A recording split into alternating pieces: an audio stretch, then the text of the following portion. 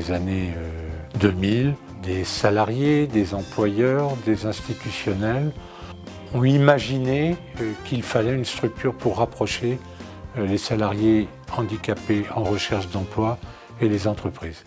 Et on a créé cette structure du Cap Emploi 35. C'est une structure associative dans l'intérêt toujours partagé des hommes et des femmes en situation de handicap et de l'entreprise. Et aujourd'hui, il y a une vraie volonté d'avoir vis-à-vis des institutions une réponse coordonnée régionale, nationale de nos Cap Emploi. Bonjour. Notre mission, c'est l'accompagnement vers l'emploi et l'accompagnement dans l'emploi. En assurant la compensation des handicaps, on rétablit l'égalité des chances en adaptant l'égalité des moyens. Nous avons une mission de service public et nous travaillons au cœur du partenariat local, à la fois avec tous les acteurs de l'emploi, également avec les services de santé au travail et les acteurs du champ médico-social. Notre équipe est composée de 35 salariés, essentiellement des chargés de mission emploi-handicap. Nous sommes adhérents du réseau national KEOPS, qui regroupe l'ensemble des Cap Emploi de France et 98 Cap Emploi.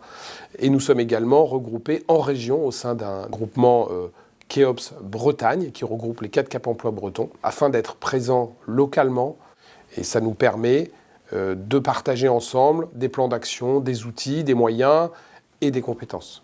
Temps partiel 15-20 heures par semaine. J'accompagne les demandeurs d'emploi en situation de handicap vers des projets de reconversion professionnelle, de formation et d'accès à l'emploi.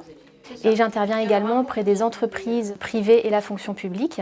Et je les aide dans le recrutement de travailleurs handicapés. Et justement, notre rôle, nous, ça va être de sensibiliser les employeurs à des profils un peu atypiques, en fait, un peu différents.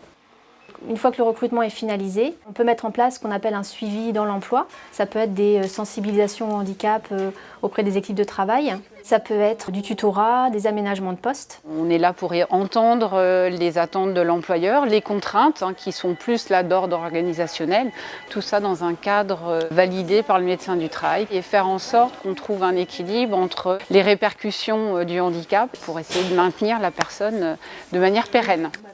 J'accueille physiquement et téléphoniquement donc les personnes en situation de handicap, les partenaires, les médecins du travail. Je fais aussi de l'administratif. Lorsqu'on m'appelle et qu'on me dit ça y est, je suis reçue à mon examen ou j'ai trouvé du travail, c'est vrai que c'est positif et les personnes sont heureuses et donc on est content pour eux.